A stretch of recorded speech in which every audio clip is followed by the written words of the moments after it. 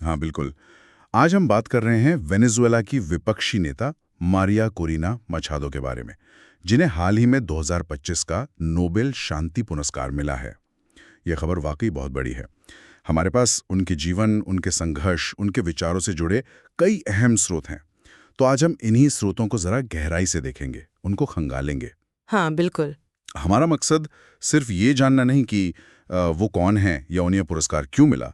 हम ये समझने की कोशिश करेंगे कि कैसे एक, आप कह सकते हैं, एक खास पृष्ठभूमि से आने वाली महिला वेनेजुएला जैसे इतने मुश्किल और ध्रुवीकृत देश में लोकतंत्र के लिए शांतिपूर्ण प्रतिरोध का इतना शक्तिशाली चेहरा बन गई। सही बात है। और शायद सबसे बड़ा सवाल, क्या ये जो अंतर्राष्ट्रीय सम्मान है, ये जमीनी हकीकत को बदल भी सकता है?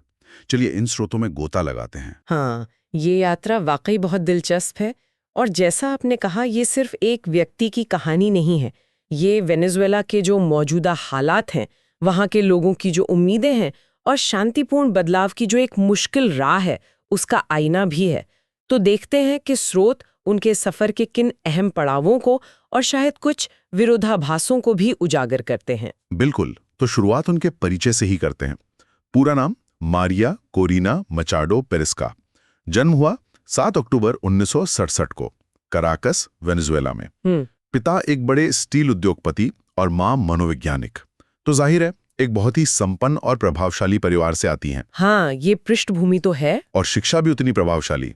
उन्होंने आंद्रीज बियो कैथोलिक यूनिवर्सिटी से इंडस्ट्रियल इंजीनियरिंग में डिग्री ली, फिर कराकस के ISA से फाइनेंस में स्पेशलाइजेशन किया, और तो और वो येल यूनिवर्सिटी के उस प्रतिष्ठित वर्ल्ड फेलोज प्रोग्राम का हिस्सा भी रही। ये जो पृष्ठभूमि है, ये अपने आप में काफी कुछ कहती है।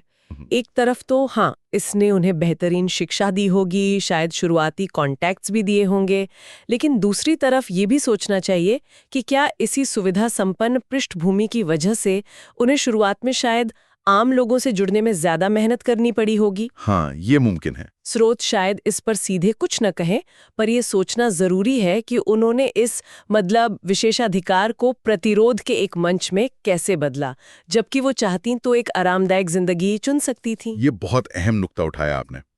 उनके सार्वजनिक जीवन की शुरुआत भी इसी तरफ इशारा करती है। वो सीधे राजनीति में नहीं कूदी। उन्होंने पहले सुमाते नाम का एक नागरिक संगठन, उसकी सह स्थापना की। अच्छा, सुमाते। हाँ, और इसका मुख्य काम था चुनावों पर नजर रखना, पारदर्शिता सुनिश्चित करना। तो ये कदम उनके शुरुआती इरादे जाहिर करता है कि व्यवस्था के भीतर नियमों के दायरे में रहकर सुधार की कोशिश की जाए। मतलब ग्रासरूट लेवल का काम पहले। बिल्कुल। और फिर 2012 में उन्होंने अपना राजनीतिक दल बनाया, वेंते वेनेजुएला, जिसकी वो आज भी राष्ट्रीय संयोजक हैं। ओके। 2010 में वो मिरांडा राज्य से नेशनल असेंबली संसद के लिए चुनी भी गईं, और 2011 से 2014 तक वो सांसद रहीं। इस दौरान वो सरकार की एक बहुत मुखर, तीखी आलोचक के तौर पर उभरी। सुमाते की स्थापना और फिर अपनी पार्टी बनाना, ये एक तरह का क्रमिक विकास दिखाता है ना? बिल्कुल। पहले नागरिक समाज के जरिए चुनावी प्रक्रिया पर फोकस और फिर सीधे राजनीतिक मैदान में उतरना। हाँ बिल्कुल। संसद में उनकी जो भूमिका रही, उसने निश्चित रूप से उन्हें एक राष्ट्रीय पहचान दिलाई होगी। लेकिन क्या स्रोत ये भी बताते हैं कि संसद में उनकी आवाज कितनी प्रभावी रही, या क्या यहीं से वो टकराव शुरू हुआ उनके और तत्कालीन सरकार के बीच? बिल्कुल, टकराव तो बल्कि और तेज हुआ। याद होगा 2014 में वेनेजुएला में बड़े सरकार विरोधी प्रदर्शन हुए थे। हाँ बिल्कुल। उनमें उनकी भागीदारी के चलते उन्हें संसद की सदस्यता से ही हटा दिया गया। अच्छा, हटा दिया गया। जी हाँ, ये उनके राजनीतिक करियर में एक बहुत बड़ा झटका था, और शायद ये दिखाता है कि उनकी आवाज को कितना खतरनाक माना जा रहा था। सही बात है, ये तो सीधा एक्शन था। लेकिन उनकी लोकप्रियता पर शायद इसका उल्टा असर हुआ। वो कम नहीं हुई। इसका सबसे बड़ा सबूत मिला अक्टूबर 2023 में, जब विपक्षी दलों ने राष्ट्रपति चुनाव के लिए एक साझा उम्मीदवार चुनने के लिए प्राइमरी चुनाव करवाए।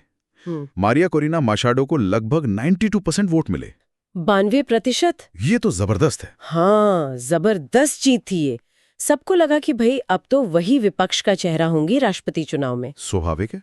पर कहानी में यही सबसे बड़ा मोड़ आया। अच्छा। इतनी बड़ी जीत के बावजूद सरकार के नियंत्रण वाले सुप्रीम कोर्ट ने उन पर चुनाव लड़ने के लिए 15 साल का प्रतिबंध लगा दिया। उन्हें राजनीतिक रूप से अयोग्य यानी डिस्क्वालिफाइड घोषित कर दिया गया। 15 साल का प्रतिबंध? हाँ, इसका मतलब ये हुआ कि वो 2024 का राष्ट्रपति चुनाव नहीं लड़ पाए। ये घटनाक्रम तो बहुत कुछ कहता है।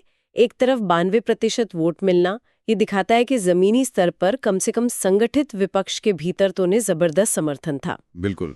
लेकिन फिर चुनाव लड़ने से ही रोक देना, ये तो मतलब सत्ता पर पकड़ बनाए रखने के लिए जो संस्थाओं का इस्तेमाल होता है उसका एक क्लासिक उदाहरण लगता है, जैसा कि स्रोत इशारा कर रहे होंगे शायद। हाँ बिल्कुल। सवाल ये भी उठता है कि ये जो अयोग्यता बताई गई उसके लिए कारण क्या दिए गए, जैसे शायद भ्रष्टाचार के आरोप या देशद्रोह का समर्थन।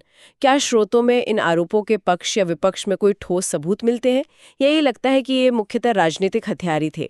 स्रोत यही बताते हैं कि उन पर देशद्रोह और साजिश जैसे बहुत गंभीर आरोप लगाए गए, जिनके लिए उन्हें गिरफ्तारी का डर भी था, और वो काफी समय तक छिप कर भी रहीं, ऐसा जिक्र है। ओह। ज्यादातर जो अंतर्राष्ट्रीय पर्यवेक्षक हैं, मानवाधिकार संगठन हैं, वो इन आरोपों को राजनीति से प्रेरित ही मानते हैं। ये पैटर्न कई जगह दिखता है। हाँ, अब जरा उनके विचारों और नीतियों को देख लेते हैं। स्रोत ये तो साफ करते हैं कि लोकतंत्र, मानवाधिकार और स्वतंत्र चुनाव ये उनके एजेंडे के बिल्कुल केंद्र में है। ठीक है।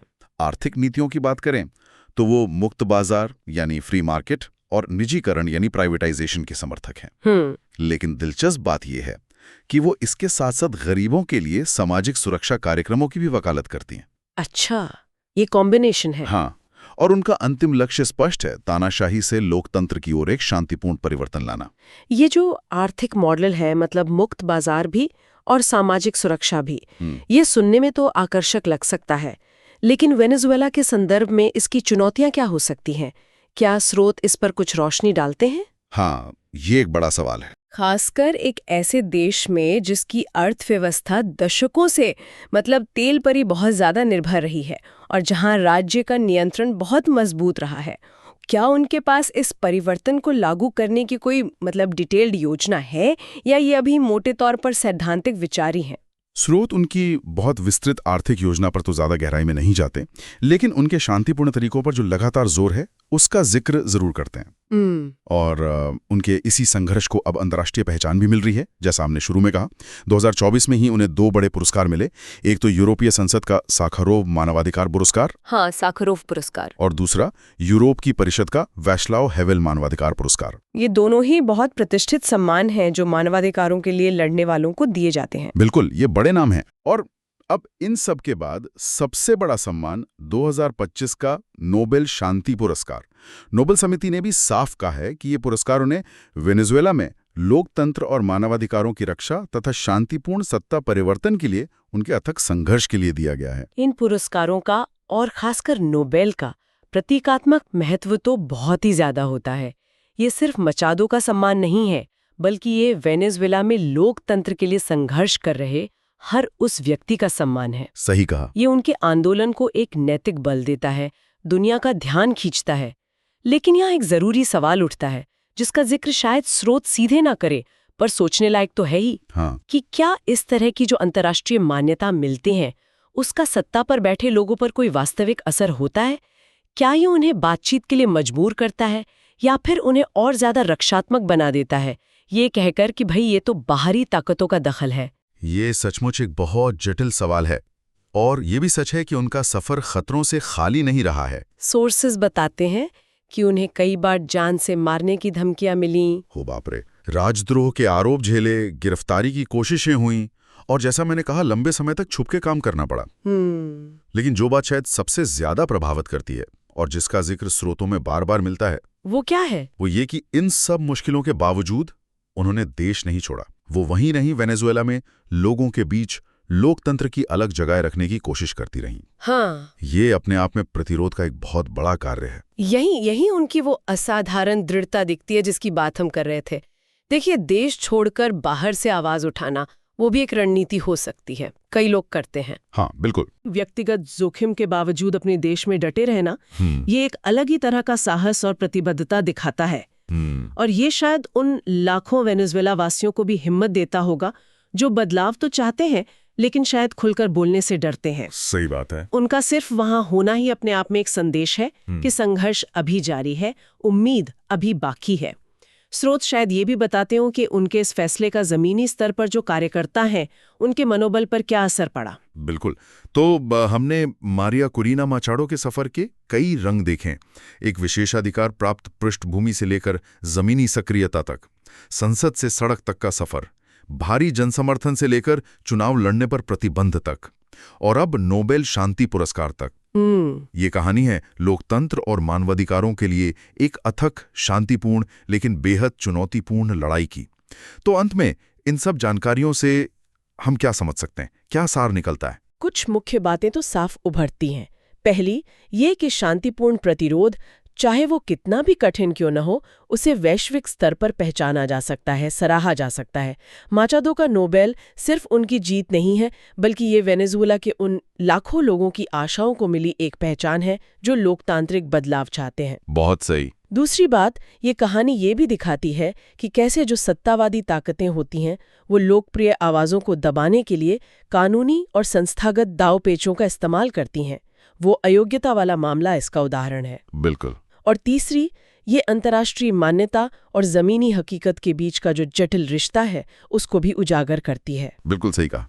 और ये हमें इस गहरे सवाल के साथ छोड़ जाता है जिसके बारे में शायद सोचने की ज़रूरत है। अंतिम विचार, जब नेल्सन मंडेला को या आंग सान सूची को नोबेल मिला था तो दुनिया भर में एक उम्मीद जगी थी कि इससे उनके देशों में बड़ा बदलाव आएगा। हाँ। कुछ मामलों में आया भी, लेकिन बहुत संघर्ष और बहुत समय के बाद। मारिया कोरिना मचादो के मामले में क्या ये नोबेल पुरस्कार वेनेजुएला के भीतर वास्तविक राजनीतिक परिवर्तन लाने में एक उत्प्रेरक, एक कैटलिस्ट बन पाएगा, या फिर ये सिर्फ अंतर्राष्ट्रीय सुर्खियों में रहने वाला एक सम्मान बनकर रह जाएगा, जबकि जमीनी हकीकत वो जस की तस बनी रहेगी? इतिहास हमें क्या सिखाता है इस बारे में? क्या बाहरी मान्यता आंतरिक बदलाव की गारंटी होती है, या ये बस एक नैतिक समर्थन ज्यादा होता है? ये एक बड़ा सवाल है जिस पर सोचना जरूरी है।